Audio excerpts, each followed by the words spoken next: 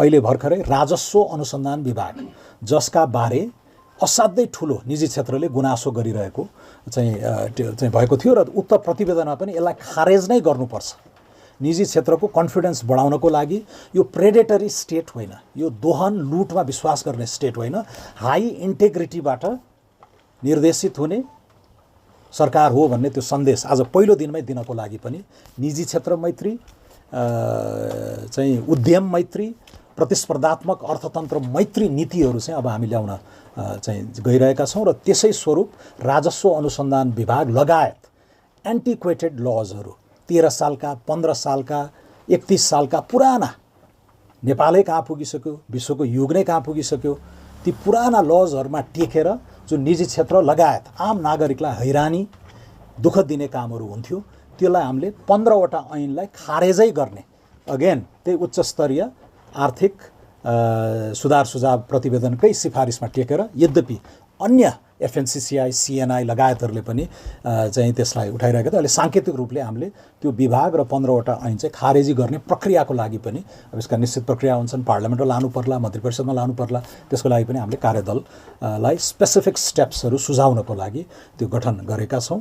तर त्यो एउटा सानो झिल्को मात्रै हो।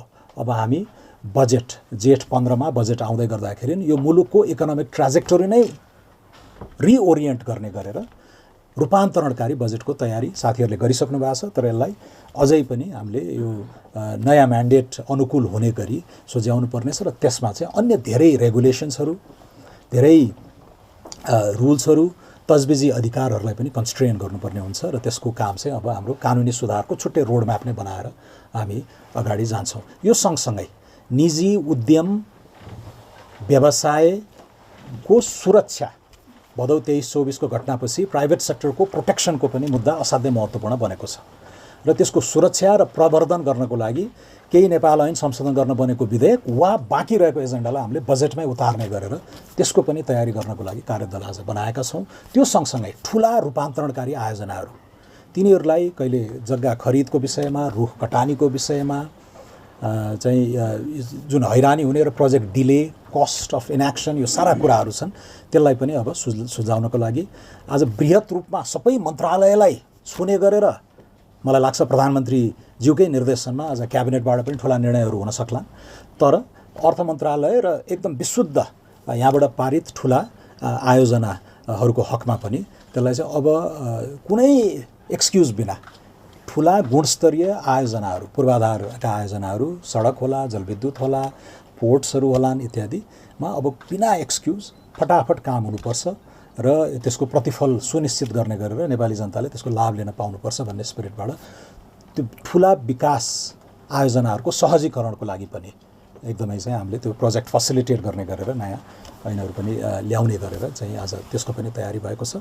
समग्रमा साथीहरू म टुङ्ग्याउँदै गर्दा अब अहिले मिडल इस्टमा वार नै भइरहेको छ, रेमिटेन्समा आश्रित हाम्रो अर्थतन्त्र यो लम्बिँदै गयो भने यसका अल्पकालीन, मध्यकालीन, दीर्घकालीन असरहरू हामी हामी भोग्दै जान्छौँ। तेलको मूल्य, पेट्रोलियम पदार्थ, मल इत्यादिको कुराहरूमा पनि हामीले एकदमै सूक्ष्म ढङ्गले विश्लेषण गरिरहेका छौँ। त्यस सम्बन्धी पनि हामीले छुट्टै अध्ययन नै गरेर अन्तर्निकायहरू, अन्तरसरकारी चाहिँ समिति नै बनाएर एउटा रणनीति चाहिँ बनाउनु पर्नेछ। त्यो सँगसँगै अहिले मुलुककै बाह्य चुनौतीहरू सँगसँगै आन्तरिक चुनौतीहरू पनि छन्, जस्तो इकोनोमिक ग्रोथ, जबलेसनेस, एउटा स्ट्याग्नेसनको जुन चाहिँ शिथिलता, अर्थतन्त्रको शिथिलता छ, त्यसलाई कसरी जम्प स्टार्ट गर्ने भन्ने कुरामा केही कुराहरू एकदम अनुकूल पनि छन् हैन, रिजर्भ्सहरू एकदम राम्रो छ, एक्सटर्नल सकहरूलाई वेदर गर्न सक्ने हाम्रो बफर पनि बनेको छ इत्यादि। तर राजस्वकै पनि अलिकति चुनौतीपूर्ण अवस्थामा हामी छौँ। उठेको राजस्व पनि खर्च गर्न नसकिरहेको अवस्था छ, त्यसैले राजस्व र खर्चको चाहिँ खडेरी छ। बैंक घरमा डिपोजिट एकदम बढिरहेको छ, त्यसको प्राइभेट सेक्टरले त्यो क्रेडिट अपटेक गर्न नसकेर हैन चाहिँ त्यसमा पनि मिसम्याचहरू देखिराखेको छ। भनेपछि आन्तरिक शिथिलतालाई पनि हामीले चिर्नुपर्ने छ। सो पहिलो भनेको तुरुन्तै तत्कालै सम्बोधन गर्नुपर्ने विषयहरू बाह्य चुनौतीहरू, आन्तरिक चुनौतीहरू भए। दोस्रो, नेपालको इकोनोमिक ग्रोथ, जब्स, रोजगारी, लगानीको माहौल, उद्यमशीलता, एन्टरप्रेन्योरशिप इत्यादि सबैलाई समेटेर त्यो रूपान्तरणकारी बजेटको तयारी हैन, इकोनोमिक पोलिसी त्यो हामीले गर्नुपर्नेछ। र त्यसमा हाम्रो अर्थ मन्त्रालयको नेतृत्वमा अब सबै नेपाल सरकारलाई नै हामीले सोझ्याएर त्यतातिर लान्छौँ नै। अर्को 2 महिना असाध्यै व्यस्त हुने नै छ। तेस्रो चाहिँ अब यो पिसमिल टुक्रा टुक्रा काम गरेर भएन। नेपालमा धेरै सिस्टेमिक प्रब्लमहरू छन्, अर्थात् प्रणालीगत संरचनात्मक जटिलताहरू समस्याहरू धेरै छन् हैन। तपाईको चाहिँ सहकारीको विषय होला, माइग्रेन्ट वर्कर्सको विषय होलान्, रियल स्टेटको समस्या होलान्, यो सबै क्षेत्रगतहरू यो आइसोलेटेड होइन, यो सबै जेलिएको छ हाम्रो सोचमा। सिस्टम नै हामीले कस्तो बनायो भने अधिक नियमनको हैन, ओभर रेगुलेसनको बनाएका छौँ। त्यस्तै तजबिजी अधिकारहरू, नियन्त्रणमुखी तजबिजी अधिकारहरू, डिस्क्रेसनरी पावरहरू हामीले धेरै दिएका छौँ र त्यो अर्थतन्त्रलाई चलायमान गर्नको लागि, निजी उद्यमलाई आर्थिक वृद्धि रोजगारीतिर सोझ्याउनको लागि चाहिने इन्सेन्टिभ्सहरू, उत्प्रेरणाहरू पनि पर्भर्टेड छन्, उल्टिरहेका छन् हैन। त्यसलाई पनि हामीले सच्याउनु छ। त्यसरी यो सिस्टेमिक कुराहरू, इन्सेन्टिभ्सका कुरा, ओभर रेगुलेसनका कुरा, डिस्क्रेसनरी पावरका कुरा, यी सबैलाई चाहिँ हामीले सच्याएर चाहिँ सिस्टम नै सुधार्नुपर्नेछ। ग्रे लिस्टका चुनौतीहरू छन् हैन।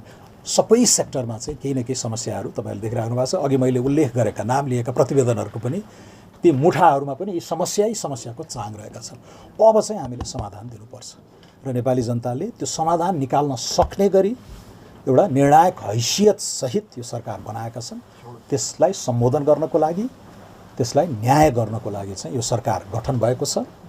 यो पुरानै चाहिँ संस्कृति, पुरानै प्रवृत्ति, पुरानै संस्कारको निरन्तरतामा हामी केही न केही ब्रेक लगाउनको लागि इमानदार प्रयास गर्नेछौँ र यसको अब यो धेरै लथालिङ्ग भताभुङ्ग भएको सिस्टमलाई सुधार्नको लागि समय लाग्छ।